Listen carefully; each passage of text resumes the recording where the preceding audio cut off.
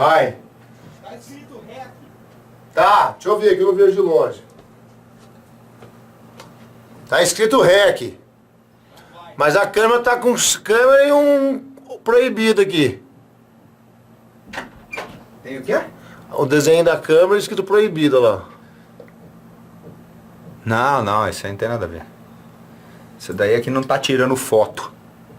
Essa bosta aí. Vai. Ó, sempre no meio, hein? Começa no meio. Larga a mão de ser burro. Filho da puta. Dá o sinal! Vai! Esse é o sinal? Eu te desafio a falar duas palavras ao mesmo tempo. É isso aí, chupisquinho, chupiscona do meu coração. Vai começar as aulas de... Não, pode parar que não deu certo. Começa tudo de novo. Cancela isso aí. Calma, cancela, para tudo. Eu preciso... Não soltou ainda. Calma, pode começar de novo. É a última vez que eu vou começar. Pode, depois eu corto.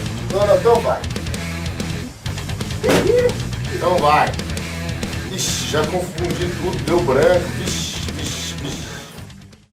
Eu te desafio a falar duas palavras ao mesmo tempo.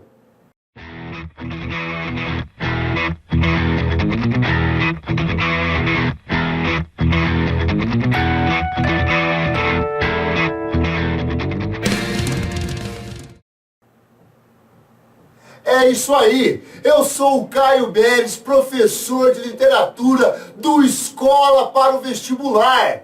E agora vai começar todo o curso de literatura. Você vai aprender a ler poemas, vai aprender as escolas literárias e vai aprender muita coisa, meu amiguinho. É isso aí. E para começar... vou soltar um Drummondzinho pra você. Memória! Amar o perdido deixa confundido este coração. Nada pode o ouvido contra o sem sentido, apelo do não. As coisas tangíveis tornam-se insensíveis à palma da mão. Mas as coisas findas, muito mais que lindas, estas ficarão. A primeira aula, amiguinho, é sobre o texto literário. O que é poesia? O que é arte? A arte é toda manifestação. A arte nos separa dos selvagens. A arte é a manifestação que se preocupa com a estética. A estética é a procura pelo belo. E como você pode fazer com as palavras o belo? A poesia é a busca pelo belo, pela beleza, através das palavras, amiguinho. Se você é capaz de interpretar um poema, você também é capaz de interpretar qualquer tipo de texto do mundo. Porque a poesia é o nível alto da linguagem. Não existe linguagem mais fudida, não pode falar fudida. Não existe linguagem mais bela, rebuscada, inteligente, com mais de um significado do que a poesia. E é isso que nós vamos começar. Nós vamos distinguir o texto informativo do texto literário. O texto literário, como eu já disse, ele tem um objetivo estético. Ele te passa informações, ele filosofa com você, faz você refletir, mas sempre com a preocupação estética. O como eu vou falar sobre as aves, como eu vou falar sobre o mar, como eu vou falar sobre as pessoas. O texto informativo, ele só quer informar, nada mais. Você acha que o jornalista, sentado lá na Folha, no Estadão, ele está preocupado? Nossa, vou falar bonito esta reportagem. Nada! Ele só quer trazer a notícia, a informação. Dane-se o resto. O poeta não. Ele traz informação, só que ele se preocupa em como falar, como usar as palavras, como persuadir. Hã? E aí você já vem para o próximo item, a linguagem. A linguagem é formal. Norma culta da gramática, essa que você escreve na redação, essa que você vai escrever na universidade, na monografia, no mestrado. O poeta não precisa. O poeta sabe escrever certo, mas às vezes ele erra de propósito. Ele erra para mostrar o erro na fala, o regionalismo. Então, na poesia, na literatura, a linguagem pode ser coloquial. Amiguinho. E como faz para eu sair das informações dessa linguagem formal e cambiar para essa linguagem coloquial? Eu dou outros sentidos ao texto. O sentido conotativo é aquele sentido que você interpreta junto com o autor. Todas as palavras que têm o prefixo co é junto. Coprodução, produz junto. Coordenação, a coordenadora, ela ordena junto com a direção. Cooperativa, operam junto. Cooperativa. Então tudo que tiver co é junto. Ambos entendem. Então, para você entender um texto de sentido conotativo, você tem que viajar junto com o autor. Ele faz uma ironia, você tem que entender que é uma ironia. Senão você vai entender o contrário do que ele disse. No texto, no sentido denotativo, é o que está escrito. É o pé da letra. É o sentido do dicionário. Ipsis letris. Denota, anota aí tudo, não falha nada. Conotativo, eu entendo, junto, eu forneço, eu percebo, eu crio entendimento. Não é só o que está escrito, precisa que eu interprete. Então, o sentido conotativo, ele se faz com figuras. E aí vai ser a nossa próxima aula, hein? Clica aí e continua assistindo. Figuras de linguagem. Figuras de linguagem, amiguinho. Isso cai no vestibular, hein? Figuras de linguagem. O texto conotativo, ele é carregado de figuras, de duplo entendimento. Já ouviu aquele papo? Está nas entrelinhas do texto, mensagem subliminar, subtexto, tudo isso é dito por trás das figuras.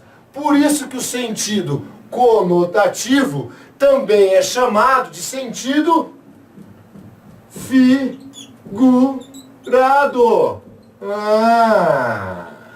Figurado por quê? Porque usa figuras de linguagem. Próxima aula, figuras de linguagem. E onde eu encontro? Onde eu encontro os textos literários? Ora, nos romances, nos contos, nos poemas. E onde eu encontro o texto informativo? Nos veículos de informação, nos jornais principalmente, nas notícias, nas reportagens, nas entrevistas, TCC, artigo científico. Muitas revistas hoje publicam em redes sociais. Tudo isso é texto informativo. Visa informar tão somente? É texto informativo. Além de informar, além de refletir, tem uma preocupação estética. Como que produz? Como que eu vou falar? Texto literário. Firme, simples. Agora eu volto para a minha pergunta do começo da aula. Você consegue falar duas palavras ao mesmo tempo? Vamos pensar duas palavras. Cachorro e gato. Fala cachorro, gato ao mesmo tempo. Cachorro, gato. Gato, cachorro. Cachorro, gato. Cachorro, cachorro, gato. Não dá. Não dá. É impossível. Nós não temos aparelhos não temos órgãos, a nossa boca, a nossa laringe, sei lá, isso aqui, pergunta para a aula de biologia. Nós não temos como falar duas palavras ao mesmo tempo. Nós só vamos conseguir falar duas palavras ao mesmo tempo se você escrever poesia. A única forma de escrever duas palavras ao mesmo tempo é escrevendo um poema. E eu vou te mostrar agora. Pega a imagem e coloca a imagem aí, Márcia.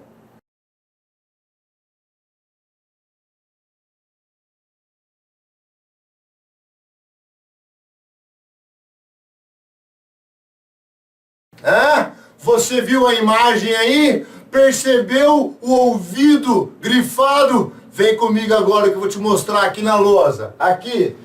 Nada pode o ouvido contra o sem sentido, apelo do não. O que ele disse aqui?